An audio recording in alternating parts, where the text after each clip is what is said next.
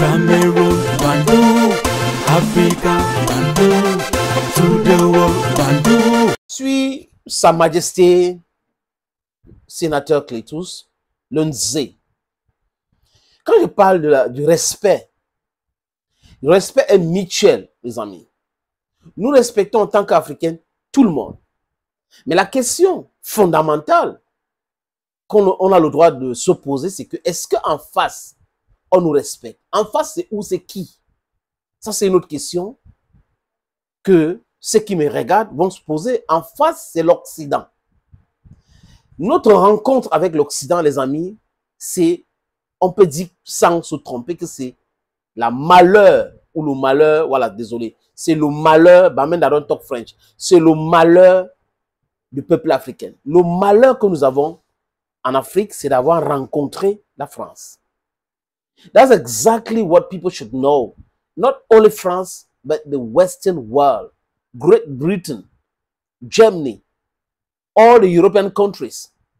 That is our e-lock. Ils nous ont spolié. Ils nous ont imposé leurs valeurs.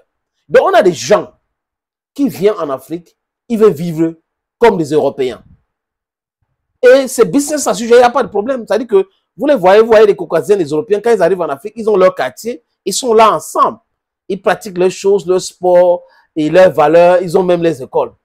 Mais quand les Africains sont en Europe ou en Occident et font exactement la même chose, surtout en France, oh, c'est pas normal, vous devez vivre comme les Français, les valeurs françaises. Et les extrémistes notoires disent cela au vu au su de tout le monde. Et c'est normal. Ça veut dire quoi? Les Africains n'ont pas de valeur. On peut venir en Afrique, c'est un no man's land. On fait ce qu'on veut en Afrique. On vit comme si on vivait chez soi. Mais quand les Africains arrivent chez eux, les Africains doivent vivre comme eux.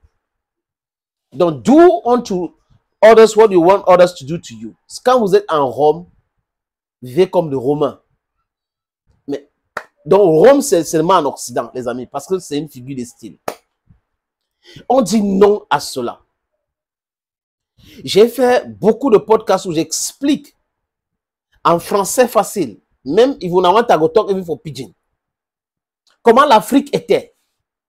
La question qu'on peut se poser, c'est avant que les Européens arrivent chez nous, on priait quoi? Il n'y avait pas de Dieu. Avant qu'ils n'arrivent chez nous, est-ce qu'on n'avait pas de l'alphabet? Est-ce qu'il n'y avait pas d'éducation? Est-ce qu'il n'y avait pas de développement? Si, il y en avait. Mais ils sont venus détruire tout avec les armes. Donc c'est la barbarie, la brutalité. Ils nuisent. Et nous, aujourd'hui, on doit rester tranquille en observant, oui, ils nous ont fait ça, c'est l'histoire comme le faible de Macron dit. Oui, c'est avant, on n'était pas là, mais il faut qu'on oublie. Nous, on doit oublier ce qu'on nous a fait en tant que Noirs. Et les Caucasiens ne peuvent pas oublier ce qu'on les a fait. Vous êtes bien, hein? Vous êtes bien, c'est-à-dire qu'ils ont une mémoire sélective. Et nous le disons clairement, non, non à cela. Les Occidentaux doivent nous payer les réparations. Vous nous devez beaucoup d'argent, 50 trillion euros. You have to pay us. Muammar Gaddafi, le guide de la Jamaïque arabe libyenne, avait dit ça. C'est une des raisons qui ont poussé ces criminels en Occident de l'éliminer. Mais on demande aujourd'hui, même en 2005, vous le savez bien, les amis, c'est bien. L'Union africaine a comme pour thème les réparations.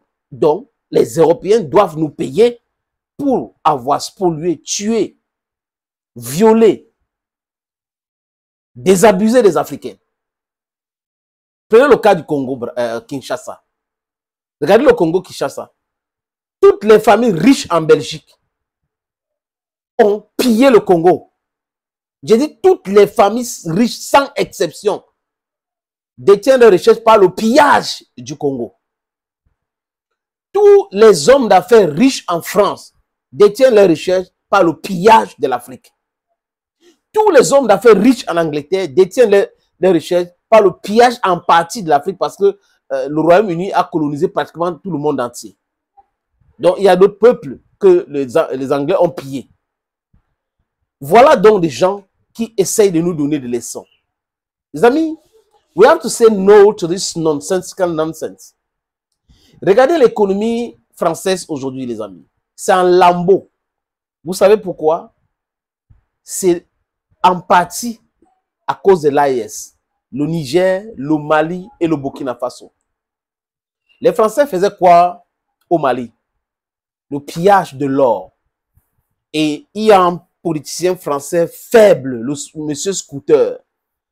Il a osé dire qu'il n'y a rien au Mali, on est venu aider les Maliens, alors que c'est le pillage qui les a amenés au Mali. Les Maliens n'avaient jamais demandé à la France d'envoyer les troupes. Mais Hollande, à l'époque, a insisté sur les troupes.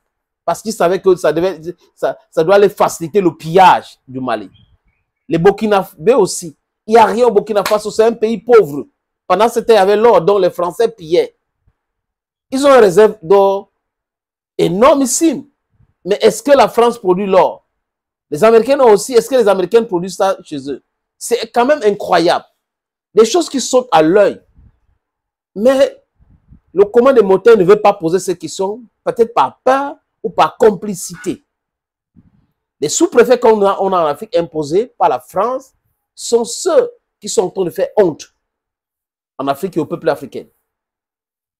Des amis, regardons l'économie européenne aujourd'hui. Les Européens maintiennent les industries. Grâce à quoi? Grâce aux matières premières qui viennent de l'Afrique. La France, par exemple, n'achète rien chez les francophones, les pays francophones, dites francophones. Rien. Parce que c'est la France qui imprime la monnaie criminelle stupide, rigide, que le pays là utilise, achat malien. Donc la France peut imprimer les billets de banque qu'elle veut, elle vient verser pour détruire les économies. Après, elle dit qu'elle est en train de payer ce qu'elle est en train d'acheter. Voilà exactement ce que la France fait. La France et les Européens disaient quoi? Que le Niger, c'est un pays pauvre. C'est le deuxième pays le plus pauvre au monde.